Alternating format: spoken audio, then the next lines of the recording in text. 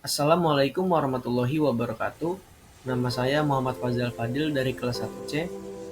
Saya akan membahas materi mengenai alat HPLC atau High Performance Liquid Chromatography dari mata kuliah Instrumentasi Klinik. Baik, langsung saja lanjut ke pembahasan. High Performance Liquid Chromatography atau HPLC merupakan suatu teknik kromatografi dengan fase gerak cairan dan fase diam cairan atau padat. Ciri teknik ini adalah penggunaan tekanan tinggi untuk mengirim fase gerak ke dalam kolom. Dengan memberikan tekanan tinggi, laju dan efisiensi pemisahan dapat ditingkatkan dengan besar metode kromatografi cair yang digunakan untuk menganalisa zat-zat organik yang biasanya mempunyai sifat sukar menguap dan tidak stabil terhadap panas atau termolabil. Yang selanjutnya ialah prinsip kerja HPLC.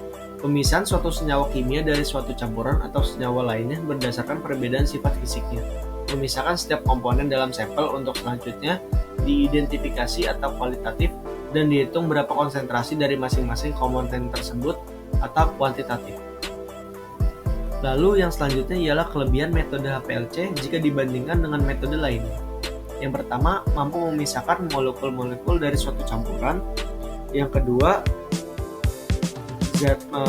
mudah dalam pengoperasian instrumentasinya. Yang ketiga, kecepatan analisis dan kepekaan yang tinggi. Yang keempat, dapat dihindari terjadinya dekomposisi atau kerusakan bahan yang dianalisis. Yang kelima, resolusi yang baik. Yang keenam, dapat digunakan bermacam-macam detektor. Yang ketujuh, kolom dapat digunakan kembali. Dan yang kedelapan ialah mudah melakukan sample recovery. Baik, yang selanjutnya ialah aplikasi pada HPLC. Yang pertama, HPLC dengan prinsip kromatografi banyak digunakan pada industri farmasi dan pestisida. Yang kedua, zat-zat dengan kepolaran berbeda yaitu antara sedikit polar sampai polar dapat dipisahkan dengan HPLC berdasarkan partisi cair-cair. Yang ketiga, asam nukleat dapat dipisahkan dengan kolom penukar ion yang dikombinasikan dengan kolom butiran berlapis zat berporik. Yang keempat, morfin, heroin dan semacamnya telah dapat dipisahkan dengan rezin Zipex-Sachs. Yang kelima, dapat memisahkan vitamin-vitamin yang larut dalam air. Dan yang keenam, digunakan untuk menentukan berat molekul polimer dan masalah-masalah biokimia. Yang selanjutnya ialah bagian-bagian alat dari HPLC, yaitu ialah solvent, pump, injektor atau sampel, HPLC kolom, detektor, dan datanya. Selanjutnya, aplikasi dari metode ini digunakan untuk uji anti-angiogenik menggunakan HPLC untuk mengetahui tingkat kemurnian dari isolasi dan identifikasi Eurico mano akar pasak bunga. Yang selanjutnya ialah saya akan membagikan pembacaan data dari alat HPLC.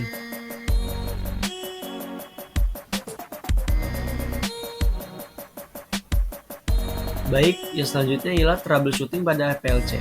Troubleshooting pada HPLC melibatkan penanganan masalah tekanan, kebocoran, dan masalah kromatografi. Untuk masalah tekanan perlu diperiksa aliran listrik, kebocoran, atau kerusakan piston, kebocoran atau detektor dengan solusi seperti pengencangan, pembersihan, atau penggantian komponen yang bocor.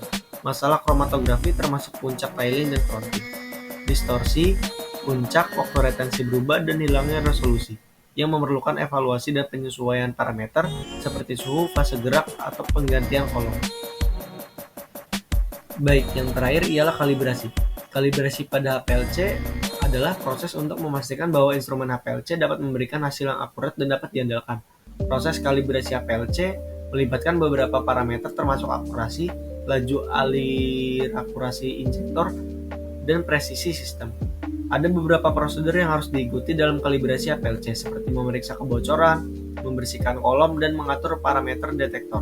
Perawatan rutin dan kalibrasi HPLC sangat penting untuk memastikan bahwa instrumen HPLC dapat berfungsi dengan baik dan memberikan hasil yang akurat.